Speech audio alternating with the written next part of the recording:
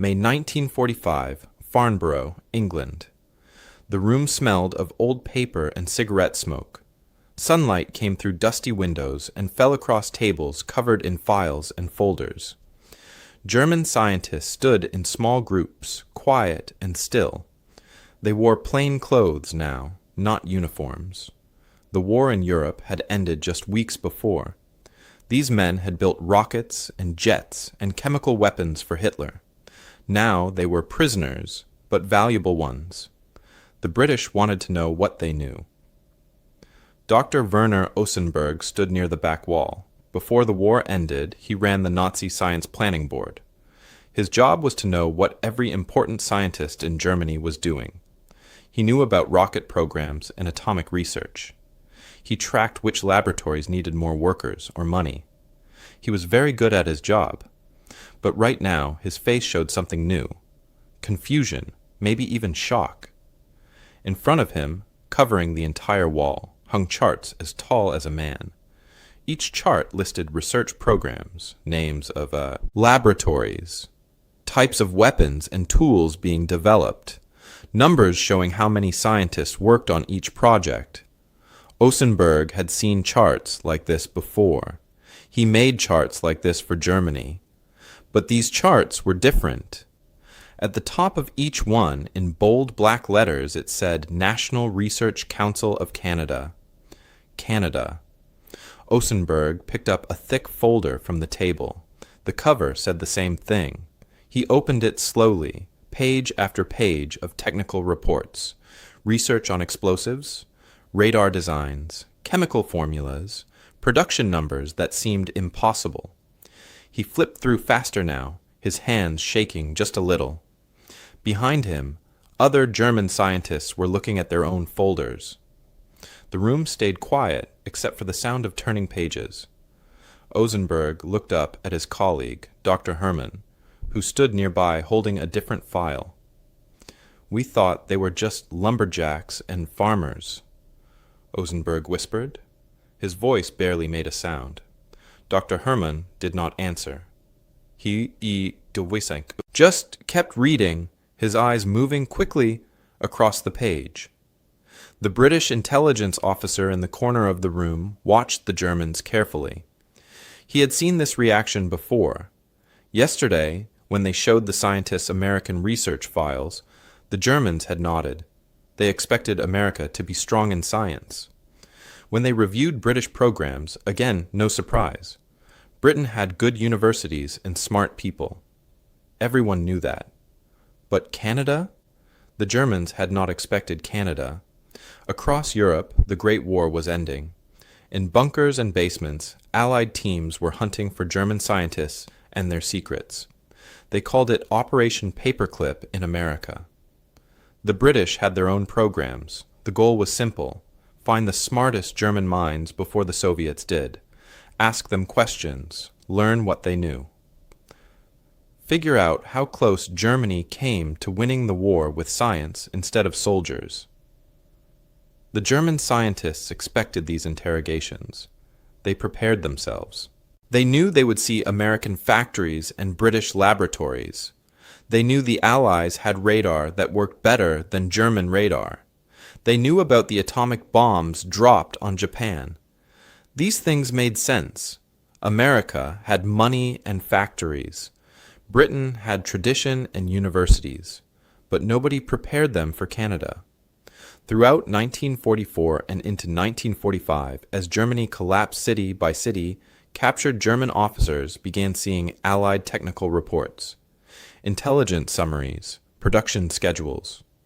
At first, they noticed small things, explosives that seemed more powerful than they should be, radar systems with parts they could not identify, manufacturing methods that worked faster than German methods.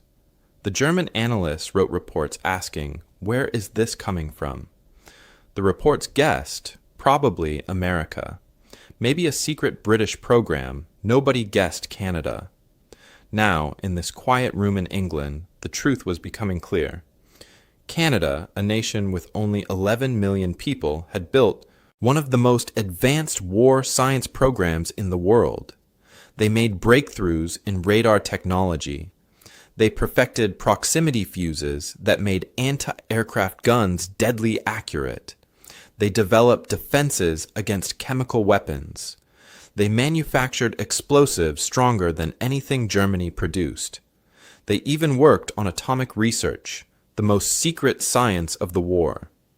Ausenberg set down his folder and walked to the wall charts. He studied the numbers. In 1939, Canada's National Research Council had about 300 people. By 1945, it had 3,000, 10 times bigger in 6 years. The chart showed 19 major research facilities spread across Canada. Budgets in the millions. Projects that should have taken a big country 10 years to complete. Canada did them in 3. He thought about his own work in Germany. He spent years building networks of scientists. He tracked talent across universities. He moved people and money to where they were needed most. Germany had 80 million people to draw from. They had the best technical schools in Europe. They had a head start on rocket science and jet engines. And yet, here on this wall was proof that a country 1/8 Germany's size had matched them step for step. The British officer spoke for the first time. "Gentlemen, take your time reviewing the materials. We will have questions for each of you tomorrow." His voice was calm, almost friendly. He left the room, closing the door softly behind him. The German scientists looked at each other. Some sat down in chairs, still reading. Others stood by the windows, staring out, but not really seeing. They were scientists, trained to analyze and understand. But this did not make sense. How could they have missed this? How could their intelligence services have missed this? Germany had spies in America and Britain. They tracked Allied shipping and production. They broke some Allied codes. And yet Canada, right there in plain sight, had operated a massive scientific war machine, and Germany never even looked for it. Dr. Ausenberg returned to the table and sat down. He pulled another folder toward him. This one detailed Canadian work on RDX explosive. The production numbers made his eyes go wide. 5,000 tons per month by 1943.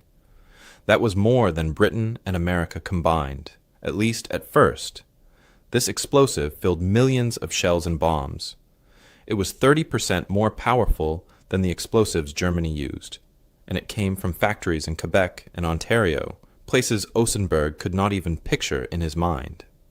Outside the window, spring rain began to fall. The war was over, but the learning had just begun. These German scientists would spend months, maybe years, talking to Allied interrogators. They would share what they knew. They would learn what the Allies knew. But first, they had to face a hard truth. They had been beaten by an enemy they never thought to study.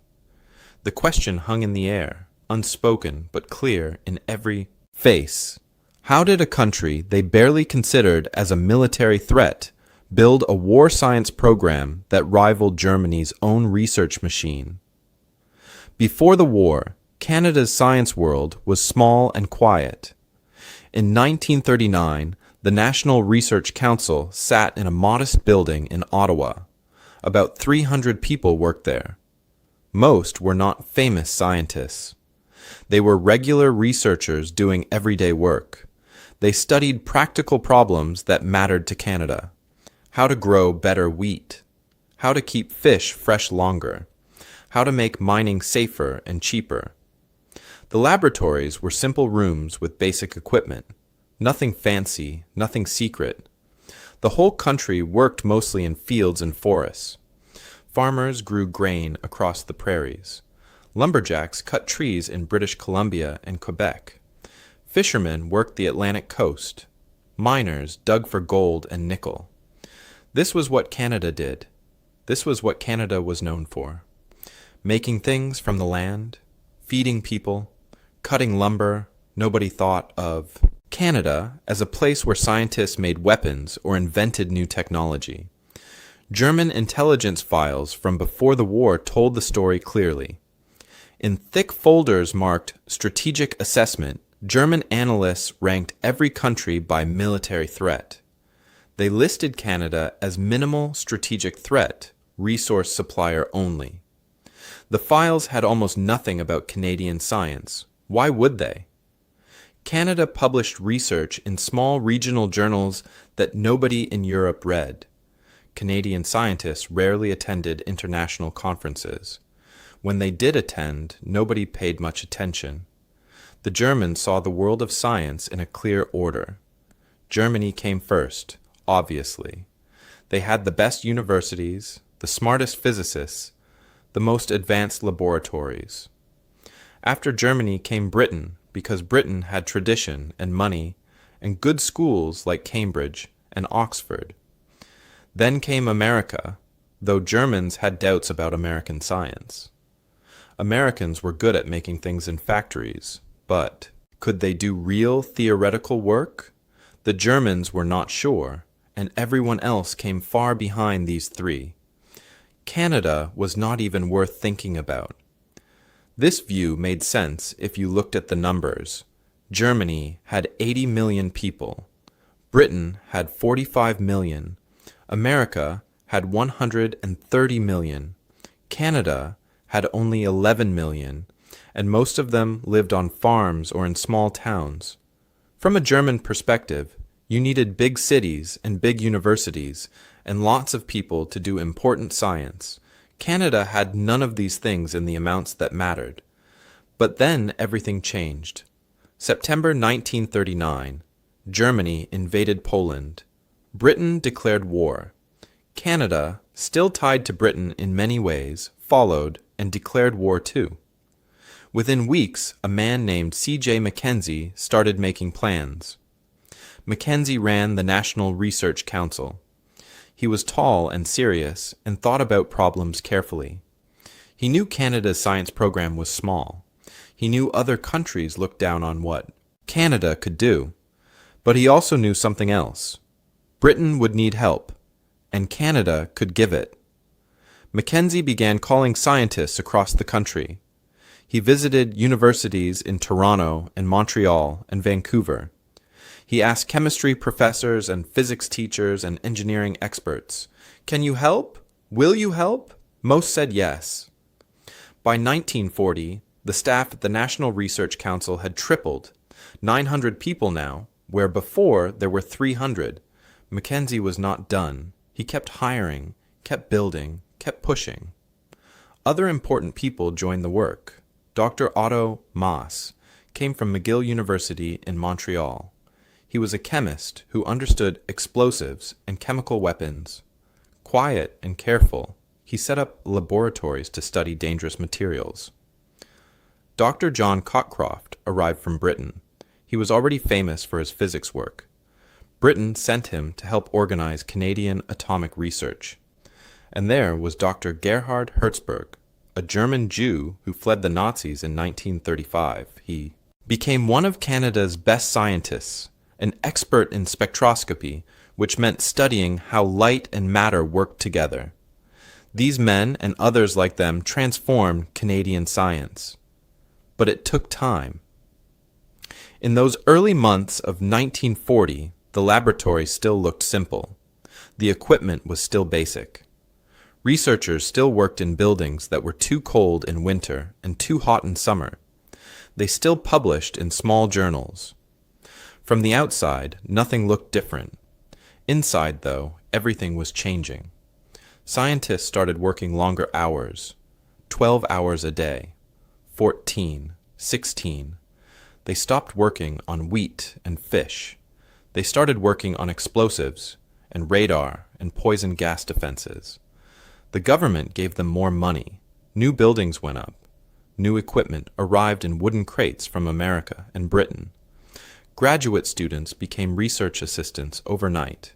Professors became project leaders. What did normal look like before this transformation? A typical research laboratory at the National Research Council had maybe 12 people. They shared 1 or 2 rooms. They had standard chemistry equipment or basic physics tools. Nothing special. They worked on one project at a time, slowly and carefully. They published their results once a year, maybe twice. They went home at 5 o'clock most days. They took weekends off. That world disappeared fast. By late 1940, laboratories ran day and night. Lights stayed on in research buildings long after dark. Scientists slept on cots in their offices when experiments needed watching. The smell of chemicals filled hallways. The sound of machinery hummed constantly. Security guards appeared at building entrances, checking identification cards. Some research became classified, which meant secret. Scientists could not talk about their work anymore, even to their families. The Germans, meanwhile, noticed nothing. Their spies in North America watched American factories and British shipping. They tracked movement of troops and supplies. But Canadian research facilities? No, nobody was watching those. German scientific publications from 1940 and 1941 mentioned Canadian researchers exactly 0 times, not once. As far as German science was concerned, Canada still did not exist. This blindness would cost them dearly. While Germany focused on what they expected to see, Canada was building something unexpected, something bigger than anyone imagined. By 1945, the National Research Council would have 3,000 people, 10 times bigger than 1939. They would run 19 major facilities. They would spend $30 million a year on war research. But in 1940, all of this was still ahead. The seeds were planted. Now, they just needed to grow. By 1940, Britain stood alone against Nazi Germany. France had fallen in just 6 weeks. German tanks rolled through Paris. The British Army barely escaped from Dunkirk, leaving behind most of their equipment on French beaches. Now, in the summer skies over, England, German, and British planes fought every day. The Battle of Britain raged from July through October. German bombers tried to destroy British cities and break British will. Royal Air Force pilots flew until they could barely keep their eyes open, then flew again. At sea, things were even worse. German submarines, called U-boats, hunted in wolf packs across the Atlantic Ocean. They sank cargo ships bringing food and supplies to Britain. In 1940 alone, U-boats sank over 1,000 Allied ships. Britain was an island that needed imports to survive. If the U-boats cut off the supply lines, Britain would starve. The situation was desperate. Britain needed help with everything. Soldiers, yes. Weapons, yes. But also something else, something less obvious. They needed help with science. Before the war, Britain had excellent research laboratories. They invented radar. They studied atomic physics.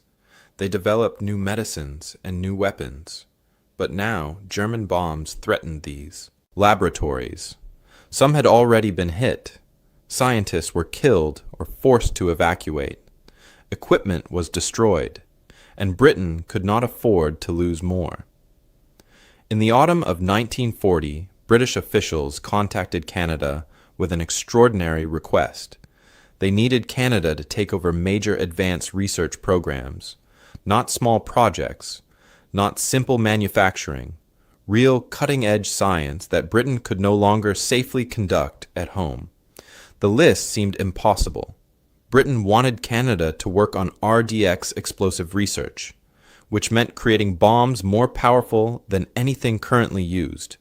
They wanted help developing radar components, the electronic parts that let operators see enemy planes in the dark. They needed work on proximity fuses, devices that made anti-aircraft shells explode at exactly the right moment. And they wanted research on chemical weapons defense and biological warfare countermeasures, because everyone feared Germany might use poison gas again, like in the First World War. Canadian officials looked at this list and felt the weight of it.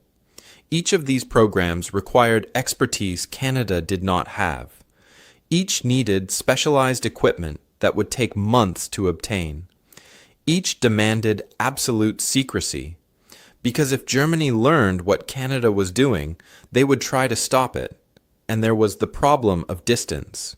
Canada sat 3,000 miles from European battlefields. How could they test weapons and coordinate research when everything had to cross an ocean? The scale felt overwhelming. These projects needed hundreds of specialized scientists. Canada had to find them, train them, organize them. The country had good universities, but not nearly enough experts in advanced physics, or chemistry, or engineering. They would have to recruit heavily, pull people from teaching positions, convince graduate students to work on classified military projects instead of finishing their degrees. Resources were scarce too. Many materials needed for research were hard to get.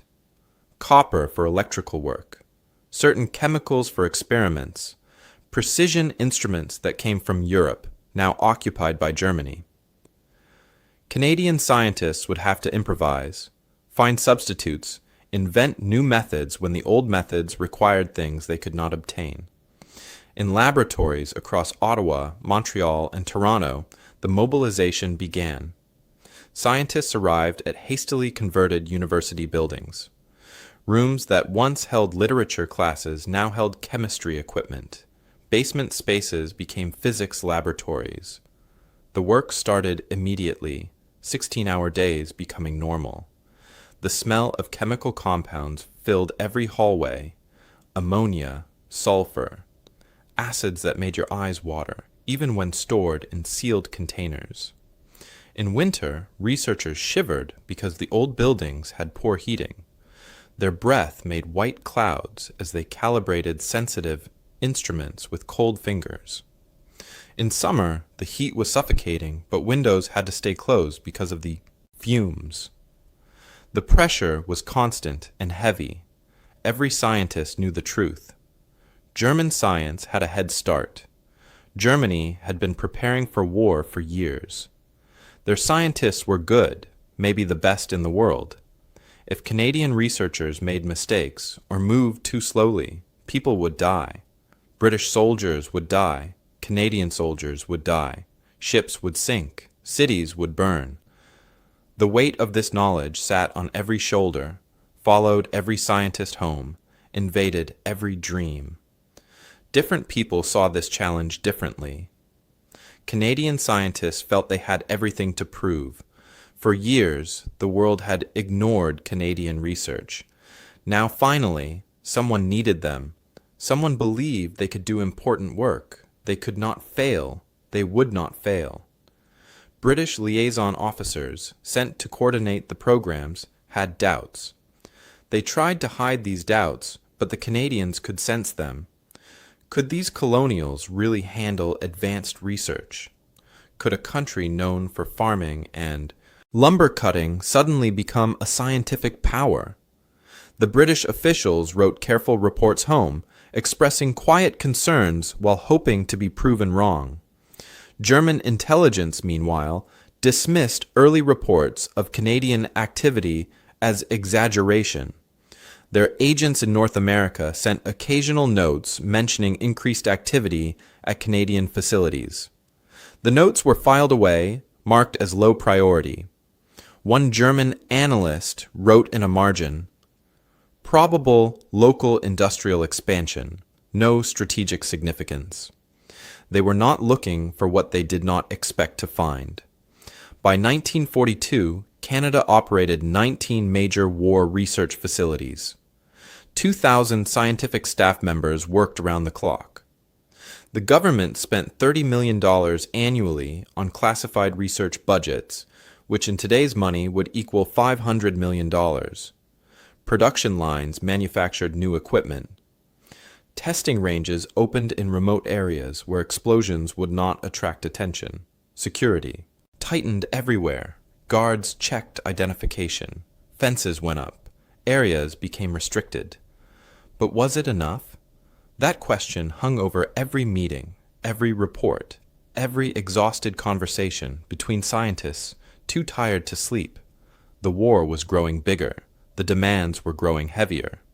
And somewhere across the ocean, German scientists were working too, pushing their own research forward, developing their own terrible weapons. The race was on, even if only one side knew they were racing. In 1942, inside a chemical plant in Shawinigan, Quebec, something remarkable happened. The plant sat beside the St. Maurice River, using water power to run its machines.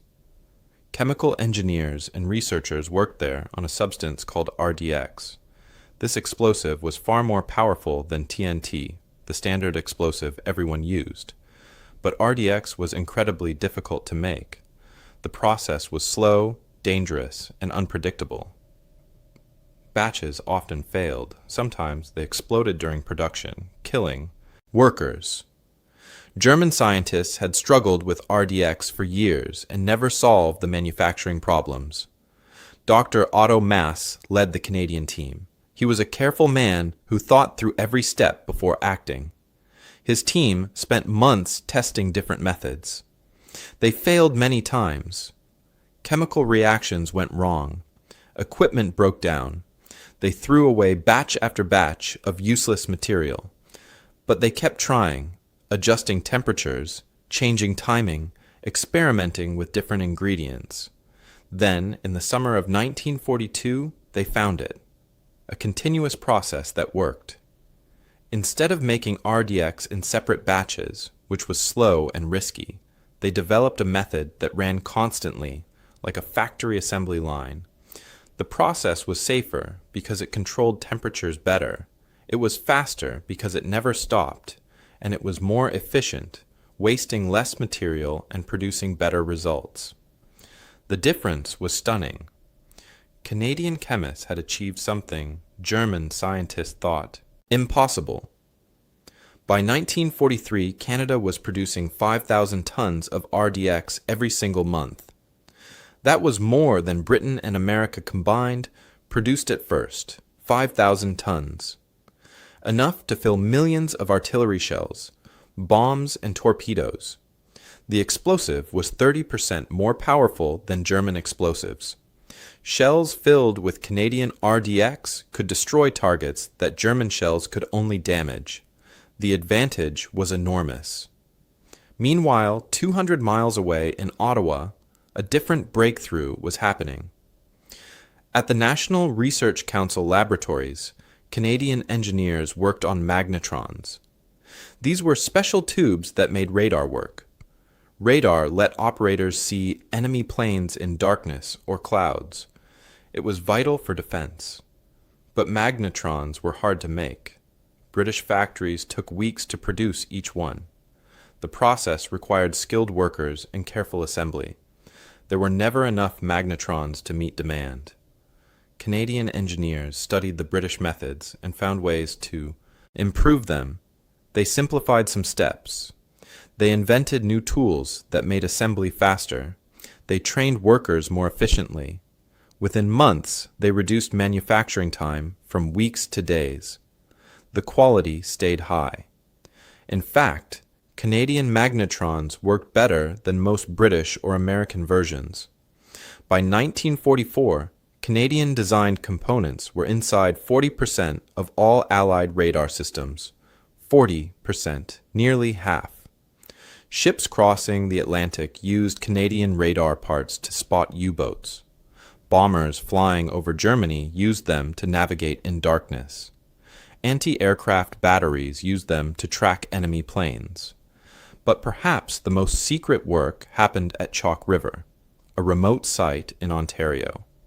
In 1942, Canada became one of only 3 countries conducting atomic research.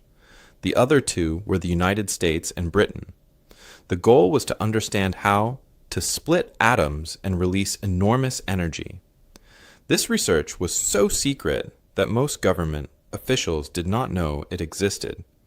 Guards patrolled the facility day and night. Workers could not tell their families what they did.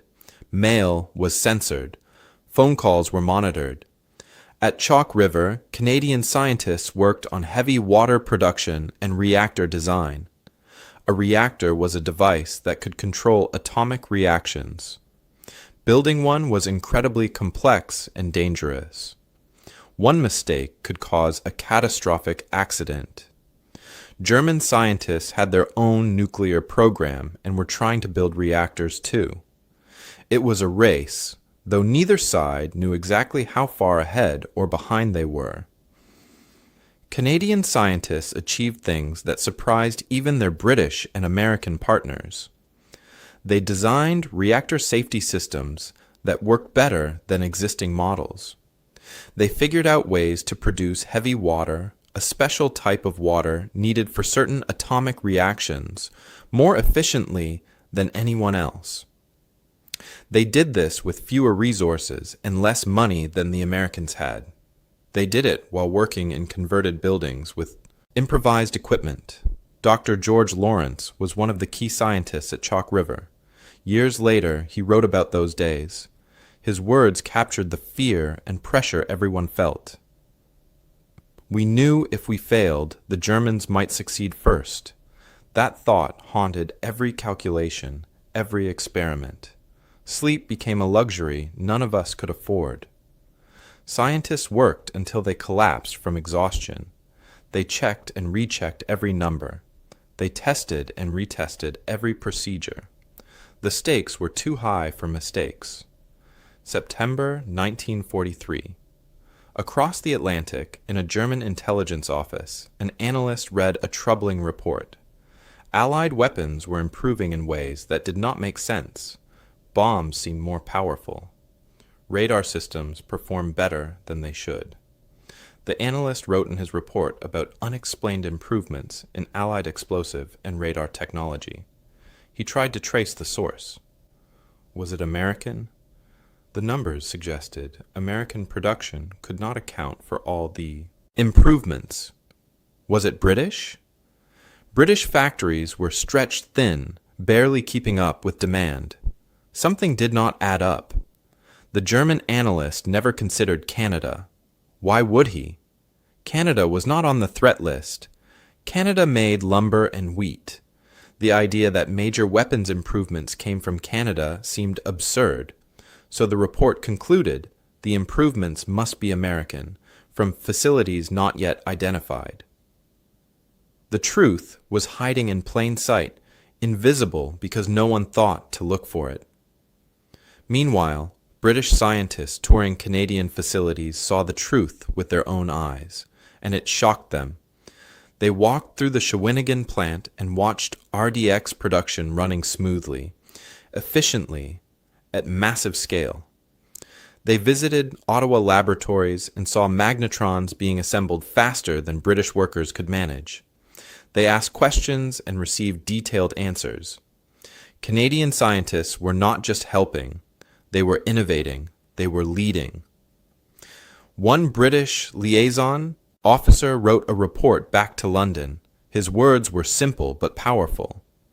What we asked them to attempt seemed impossible. What they have achieved seems miraculous. He meant it. Britain had given Canada tasks that seemed beyond reach. Build a massive explosives industry from nothing. Perfect radar manufacturing in months instead of years. Contribute to atomic research despite having no nuclear experience. Canada had done all of it. The turning point had arrived. Canada was no longer just supporting the Allied war effort. Canada was driving it forward in crucial areas. Every day, ships carried Canadian-made explosives across the Atlantic. Every day, new radar sets with Canadian components rolled off assembly lines. Every day, scientists at Chalk River moved closer to understanding atomic power. And still, German intelligence did not notice. They were looking at America. They were watching Britain. They were tracking Soviet movements, but Canada remained invisible to them, a blind spot in their strategic vision that grew larger with each passing month. The consequences of this blindness would soon become clear, but for now, in September 1943, the Germans simply did not know what they did not know, and that ignorance was about to cost them dearly. In late 1944, Allied armies pushed deeper into Germany. American troops crossed, into German territory from the west. Soviet forces drove from the east. Between them, Germany was being crushed. As soldiers advanced, special intelligence teams followed close behind. Their job was not to fight, but to search. They looked for documents, equipment, research facilities. They wanted to find what German scientists had been working on during the war. In abandoned offices and underground bunkers, these teams discovered filing cabinets full of technical reports. German analysts had spent years studying Allied weapons and equipment. They examined captured shells and bombs. They took apart radar sets. They tested explosive samples. They tried to figure out how Allied technology worked and where it came from. The reports filled hundreds of pages, written in careful German script, full of measurements and chemical formulas and diagrams. One phrase appeared over and over in these reports: unknown manufacturing source. German analysts had noticed something strange. Allied explosives performed differently than they should. The power was greater. The reliability was better. Chemical tests showed compositions that did not match known American or British methods. But where did these explosives come from? The reports could not say. They made guesses. Probably a secret American facility. Maybe new British factories. But the guesses were uncertain, marked with question marks in the margins. The same mystery appeared in reports about radar equipment. German technicians who examined captured Allied radar sets found components with manufacturing signatures they could not identify. The parts worked exceptionally well. They rarely failed. The production quality was remarkably high. Again, the reports asked where. The analysts assumed America. America had big factories and lots of resources. It made sense. Except the numbers did not quite add up. American production could not account for everything the Germans were seeing. No one wrote Canada's name in any of these reports, not once. May 1945, Germany surrendered. The war in Europe was over. Now came the interrogations. Allied intelligence officers gathered captured German scientists in facilities across Britain and France. They asked questions. What did you work on? What did you achieve? What do you know about Allied research? The scientists answered, sometimes willingly, sometimes reluctantly. They shared technical details. They described their own programs. And slowly, a pattern emerged. The Germans had a blind spot. A huge blind spot. They had completely missed Canada. The interrogators began testing this blind spot deliberately. They showed German scientists Allied research documents. They pointed to Canadian facilities on maps. They asked direct questions. What do you know about Canadian war science? The responses were consistent and stunning.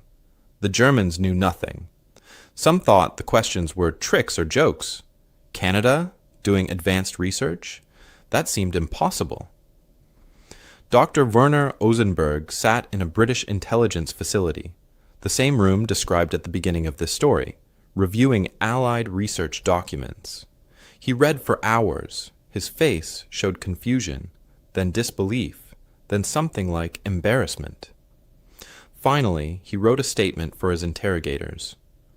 We tracked American facilities, British laboratories, even Soviet programs. We allocated intelligence resources proportionally to perceived threats. Canada was not on our threat matrix. This was a catastrophic oversight. Other German scientists had similar reactions. Dr. Walther Gerlach was a nuclear physicist who worked on Germany's atomic program. When interrogators told him Canada operated atomic facilities, he refused to believe it at first. He wrote, "When I learned Canada operated atomic facilities, I initially thought it was disinformation." He meant he thought the Allies were lying to him, trying to confuse him. Only when shown detailed technical documents did he accept the truth. Dr. Helmuth Walter designed rocket engines and advanced propulsion systems for Germany. He examined Canadian manufacturing reports and studied the production methods. His written assessment was blunt. The technical sophistication of Canadian production methods exceeded our estimates of British capabilities. In other words, Canada was doing work that was better than what Germany thought Britain could do. And Germany had thought Britain was a serious scientific power. While German scientists grappled with these revelations, the human cost of Canadian research was becoming visible. Canadian scientists had driven themselves to the edge of collapse. Many worked 18 or 20 hours per day for years. They slept in their laboratories. They skipped meals. They ignored illness and exhaustion. The pressure to succeed, to contribute, to prove themselves had been enormous. Some paid with their health, others paid with their lives. Dr. Robert Fowler worked on radar development in Ottawa. He was 41 years old, brilliant with electronics, dedicated to his work. In early 1945, his colleagues noticed he looked tired. His face was pale. He complained of chest pains but refused to rest. There was too much work to do. One morning in March, a colleague found him slumped over his desk, dead. A heart attack. The stress had killed him. On his desk, his last calculation sat unfinished. Other scientists checked his work later. The calculation was correct. It improved radar range by 15%. Fowler died doing what he loved, but he died too young. Yet amid the exhaustion and sacrifice, moments of humanity appeared. Dr. Otto Maass, who led Canada's chemical warfare research, had family members who fled Nazi persecution. He had every reason to hate German scientists. When German chemical weapons experts were brought in for interrogation, Maass questioned them. But he did not show anger or hatred. He treated them with professional courtesy. He asked about their research methods. He discussed chemistry like they were colleagues, not enemies. One German scientist, whose name was kept classified in the records, later wrote about this experience. I expected hatred. I found fellow scientists who simply wanted to understand what we knew. The German was surprised. He had worked for an evil regime. He helped develop weapons that killed Allied soldiers. He expected the Canadians to treat him harshly. Instead, they treated him with respect. They saw him as a scientist first, an enemy second. This small act of humanity stayed with him for the rest of his life. By June 1945, Allied intelligence officers were compiling comprehensive assessments of the war. They analyzed what worked and what did not. They calculated which programs produced the best results, and they reached a surprising conclusion. Canadian science had been what they called a hidden multiplier in Allied victory. Technologies developed or perfected in Canada had been deployed globally. Ships, planes, tanks, artillery all used Canadian innovations, often without anyone knowing where the innovations came from. A British intelligence summary from June 1945 stated it clearly. Canadian contributions to war research have been substantially underestimated, including by ourselves. Their production and innovation exceeded initial projections by approximately 1,000%. 1,000%. 10 times better than expected. The Canadians had not just met the challenge Britain gave them, they had far exceeded it. The question that haunted those interrogation rooms remained unanswered but increasingly obvious. How had Germany, with its famous intelligence services and careful strategic planning, completely missed what Canada was doing? The answer was simple and troubling. They never looked. They assumed Canada was unimportant, and assumption became blindness. By the time they realized their mistake, the war was over, and Canada's contributions had already helped defeat them. The numbers told a story that seemed almost impossible to believe. From 1943 to 1945, Canadian RDX explosive supplied 40% of all Allied explosive needs. 40%. That translated to millions of tons of munitions. Every shell, every bomb, every torpedo filled with this explosive had 30% more destructive power than the previous generation. Think about what that meant. A bomber could carry fewer bombs but destroy more targets. Artillery crews could fire fewer shells but achieve better results. The mathematics of war shifted in the Allies' favor, and much of that shift came from factories in Quebec. Canadian-manufactured magnetrons equipped thousands of Allied aircraft.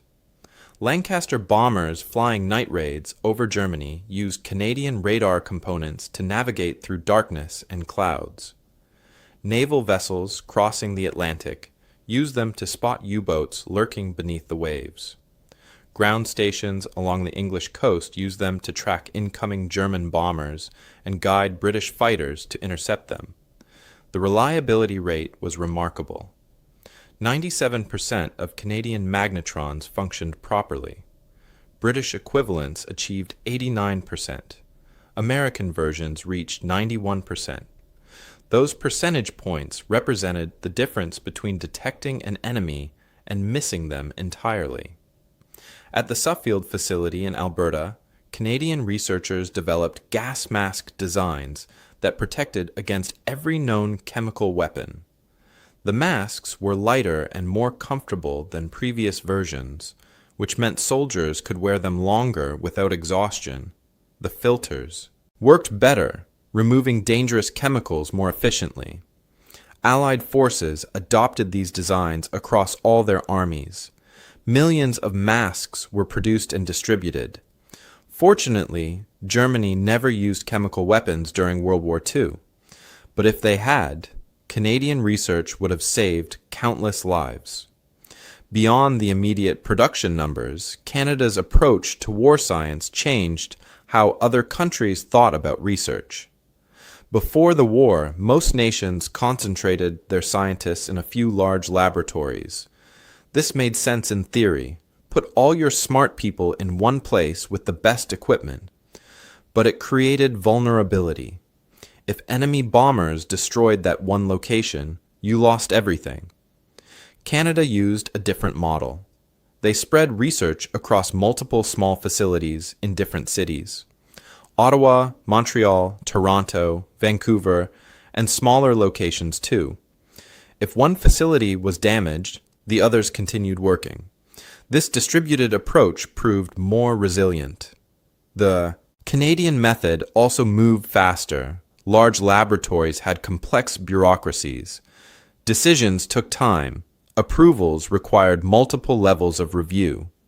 Small facilities could experiment quickly, fail quickly, and try again.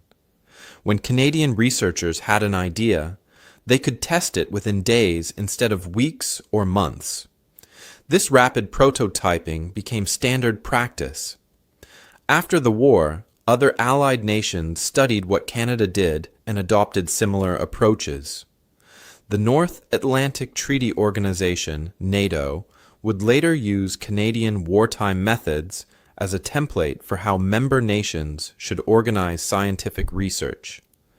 Canada's integration of university researchers with military needs created another model that lasted beyond the war.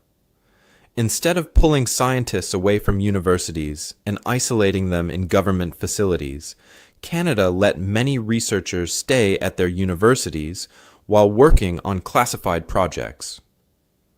Professors taught classes by day and worked on radar, or explosives, by night.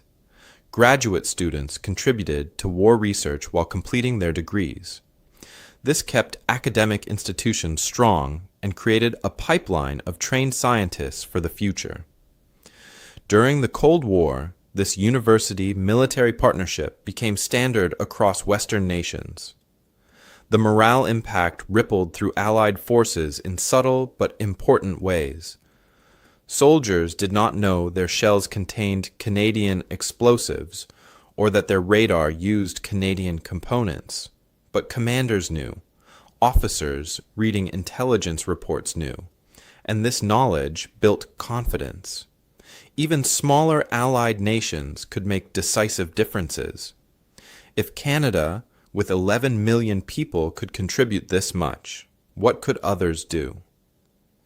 The realization encouraged nations like Australia, New Zealand, and South Africa to expand their own scientific programs. On the German side, post-war reactions showed deep frustration. German scientists expressed anger not at the Canadians who beat them, but at their own intelligence services for missing something so obvious.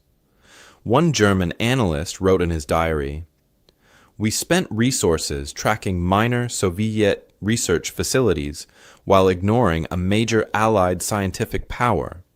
Our arrogance blinded us." That word, arrogance, appeared frequently in post-war German assessments.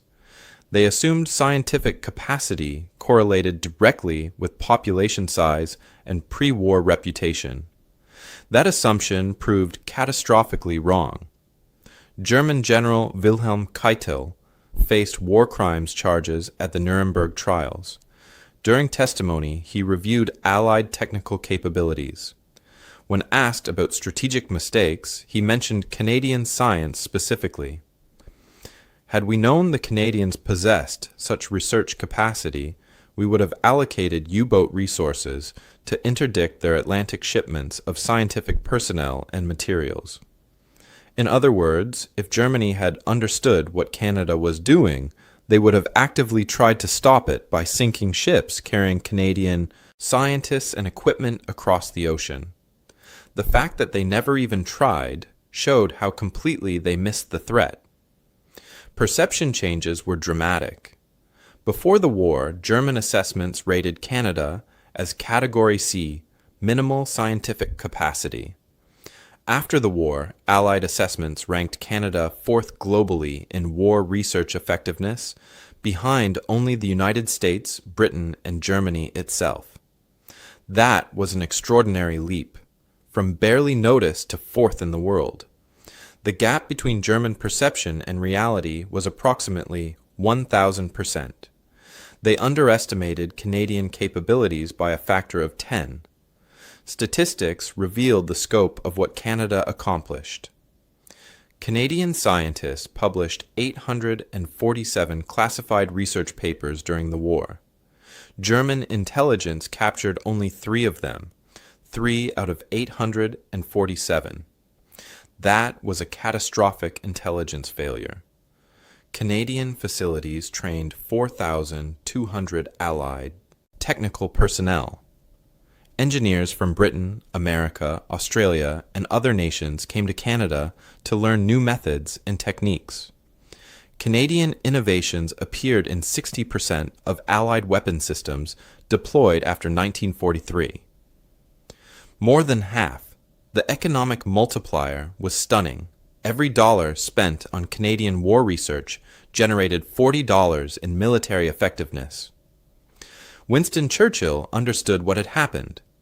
In a December 1945 memorandum, he wrote with typical clarity, "The Canadian scientific contribution has been one of the war's great secrets, not because we intended to keep it secret, but because the enemy never looked for it." Churchill saw the irony. Germany had excellent spies. They broke codes. They gathered intelligence across the globe.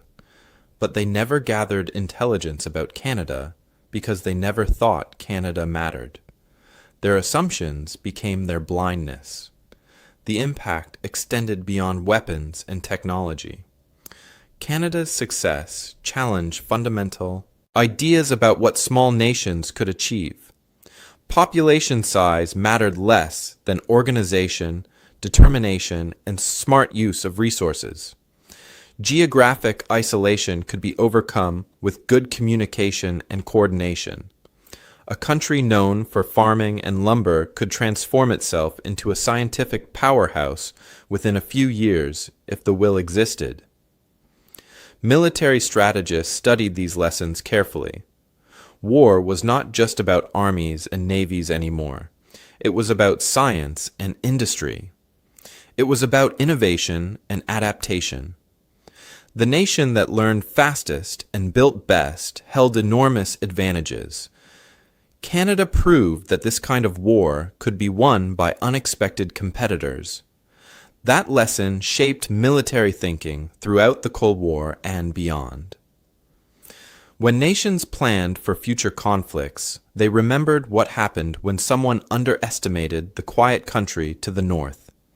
They remembered, and they tried not to make the same mistake Germany made. Dr. Otto Maass survived the war and returned to McGill University in Montreal, where he had taught before 1939. He went back to his chemistry classroom and his laboratory. Students filled his classes, taking notes, asking questions about molecular structures and chemical reactions. They saw him as just another professor, a bit grumpy sometimes, strict about laboratory safety, good at explaining complicated ideas. None of them knew what he had done during the war. They had no idea he led Canada's chemical warfare research. They did not know he helped develop the explosives that destroyed Nazi Germany's industrial capacity. The work remained classified, locked away in government files. Maass never talked about it. He taught chemistry, conducted research, wrote papers about peacetime applications of science. When he died in 1961, his obituary mentioned his academic achievements and his teaching career. It said nothing about the war. Years later, one of his former students learned the truth and wrote, "He was just our grumpy chemistry professor. We had no idea." The man who helped win the war died with most people never knowing what he accomplished. Dr. Gerhard Herzberg had a different story but a similar silence. He fled Nazi Germany in 1935 because he was Jewish. The Nazis took his job, threatened his life, forced him to leave everything behind. He came to Canada and built a new life. During the war, his spectroscopy work helped identify trace elements in German explosives. This knowledge let Allied bomb disposal teams safely defuse thousands of German weapons. How many lives did his work save? Hundreds? Thousands? No one could count exactly, but the number was large. After the war, Herzberg continued his research. He became one of Canada's most famous scientists. In 1971, he won the Nobel Prize in Chemistry for his spectroscopy work. The whole world celebrated. He gave an acceptance speech in Stockholm, standing before kings and scientists and journalists. In that speech, he thanked Canada, which gave me freedom when freedom was under attack. But he never discussed his war work publicly. That remained secret. He died in 1999, taking those stories with him. Elsie McGill broke barriers that most people never knew existed. She was Canada's first female aeronautical engineer. During the war, she designed production systems for Hawker Hurricane fighters. These were fast, deadly planes that fought in the Battle of Britain. British engineers had developed the Hurricane, but they struggled with mass production. Building them took too long. The process had too many steps. McGill studied the problems and solved them. She redesigned the assembly methods, making them faster and more efficient. Canadian factories using her systems built Hurricanes that equipped 40% of Canada's fighter squadrons. German fighter pilots who survived the war later learned they had been shot down by aircraft assembled using methods designed by a woman. This fact challenged their assumptions about what women could do. McGill proved that gender did not determine capability. Talent and intelligence mattered, not whether you were male or female. She died in 1980, recognized as a pioneering engineer, but still not fully appreciated for her war contributions. At Chalk River, Ontario, the Atomic Research Facility employed dozens of young women as computer girls. This was before electronic computers existed. A computer was a person who performed calculations. These women, most between 18 and 25 years old, did complex mathematics for the nuclear program. They filled pages with numbers, checking and rechecking equations. They had no idea what their calculations meant. Everything was classified. They were told to do the math and ask no questions. They did exactly that. Decades later, when some were interviewed, one woman said, "We just did math. I didn't know I'd been part of building the atomic age. My mother thought I worked in an office filing papers." These women contributed to one of the most important scientific programs of the century and had no idea what they were doing. They were told the truth only years later, after classification levels were reduced and secrets became history. Dr. Kurt Diebner led Germany's nuclear research program during the war. After Germany surrendered, Allied forces captured him. Intelligence officers brought him to a facility and showed him Canadian reactor designs. Diebner studied the documents for an hour, saying nothing. Finally, he spoke. "This is more advanced than ours. I assumed only Americans could achieve this." He looked shocked, maybe embarrassed. He spent the rest of his life teaching physics in West Germany. He died in 1964, occasionally mentioning the Canadian surprise in lectures. His students never understood what he meant. In Suffield, Alberta, families lived near the chemical warfare research facility. They could not be told what happened there. Security demanded silence, but they saw smoke rising from the buildings. They heard explosions echoing across the prairie. They knew something dangerous was happening close to their homes. Mary Peterson lived on a farm 1 mile from the facility. Her farmhouse shook when tests went wrong. She recalled, "Every time there was a loud boom, I'd run outside to make sure my children were safe." After the war, we learned they'd been developing defenses against gas attacks. "I wish they'd told us. We would have been proud instead of scared." Recognition came late for many Canadian scientists. Dr. David Keyes perfected radar production techniques that changed the war. He received the Order of Canada in 1978, 33 years after his breakthrough work.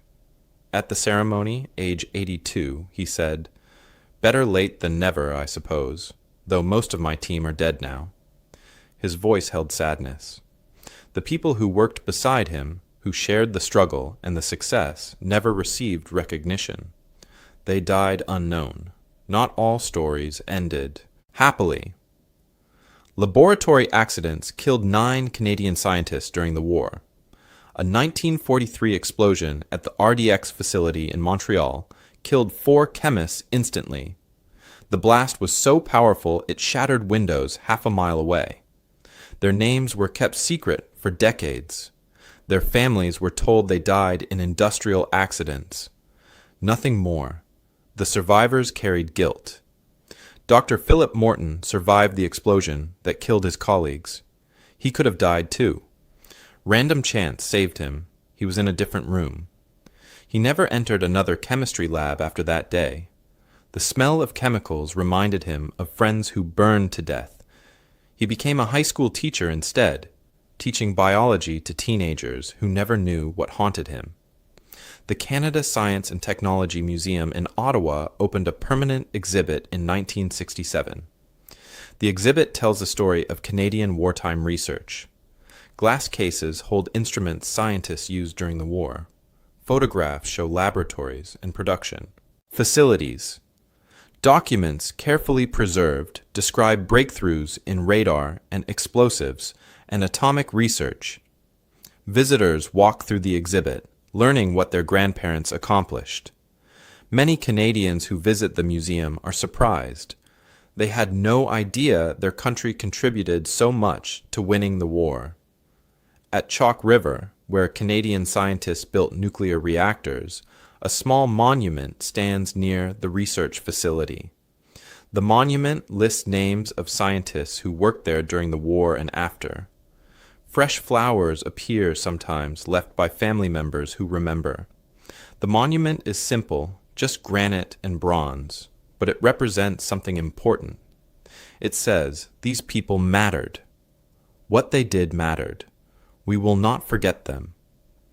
The Suffield Research Facility in Alberta installed a memorial wall in 1995, exactly 50 years after the war ended. The wall lists everyone who served there, scientists and technicians and support staff. Over 300 names. Most are names that nobody outside Suffield recognizes. They were not famous. They did not become heroes in newspaper stories. They just worked day after day, doing dangerous research to protect Allied soldiers from chemical weapons.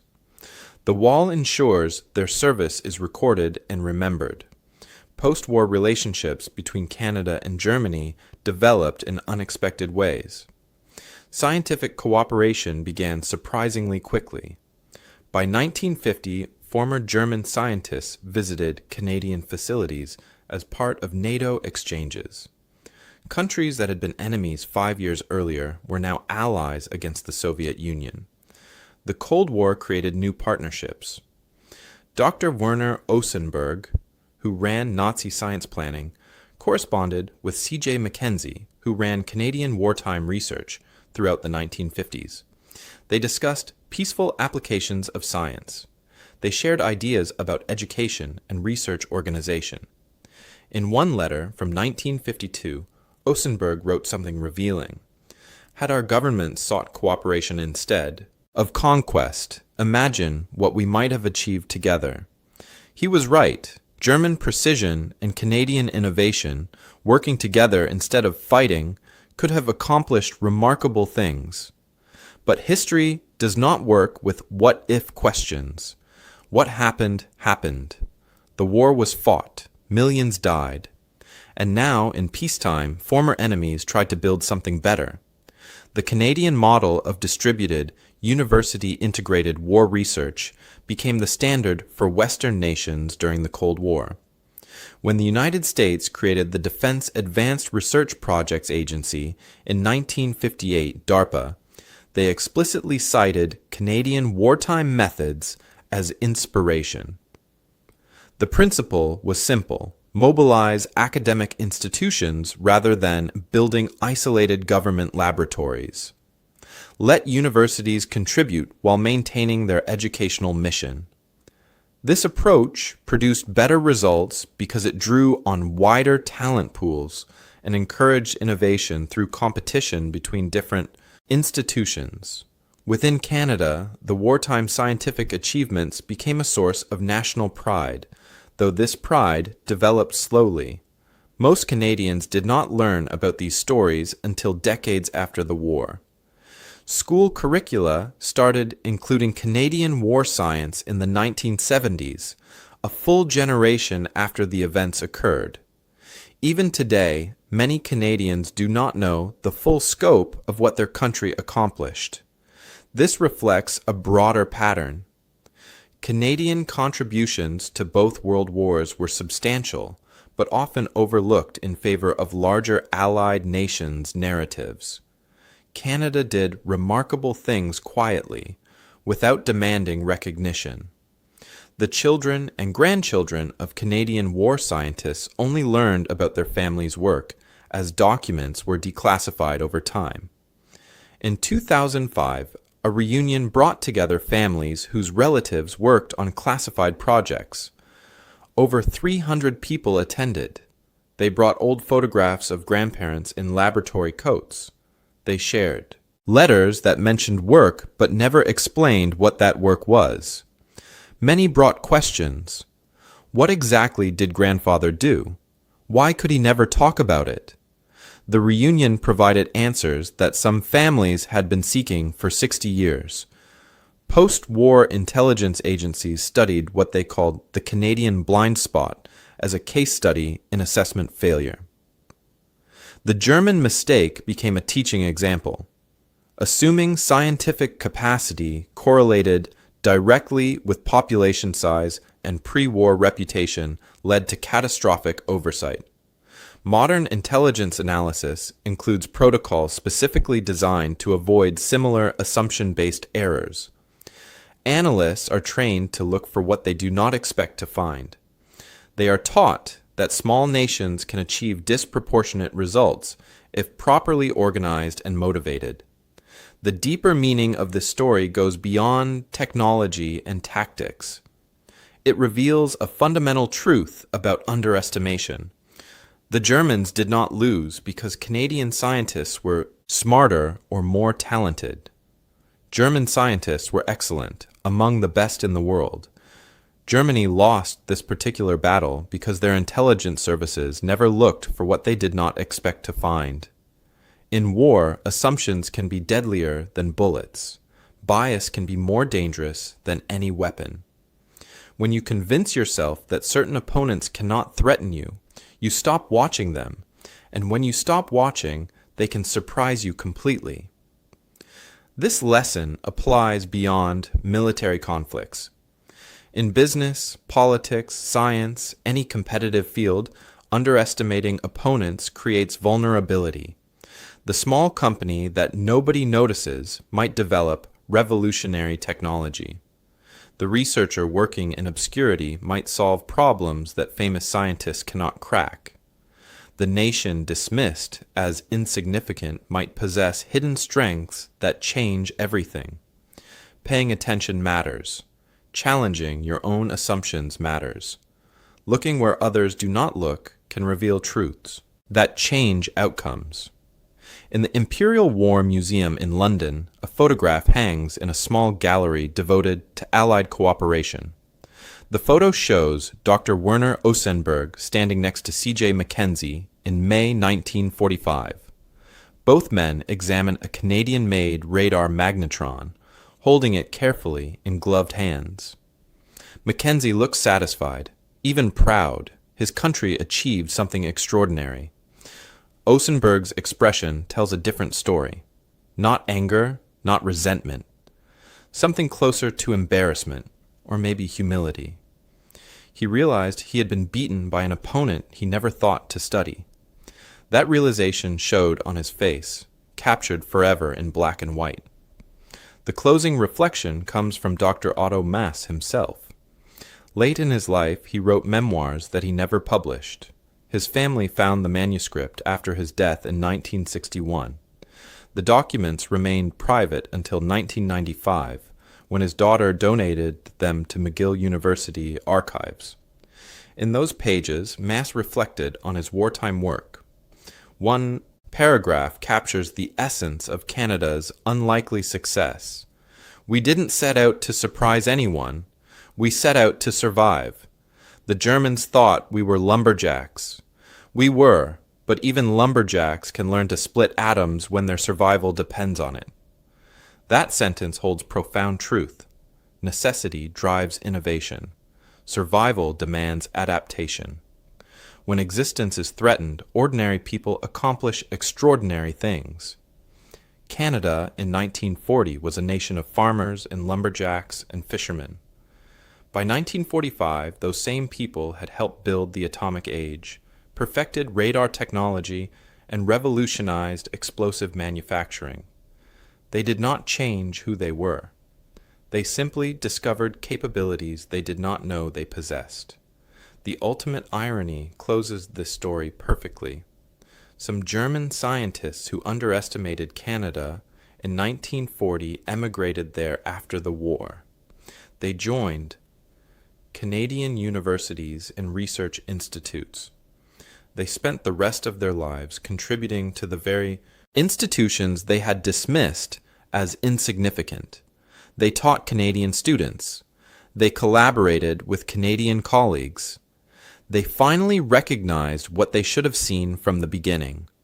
Canada was never weak or incapable. Canada was just underestimated. And in war, being underestimated can be the greatest advantage of all.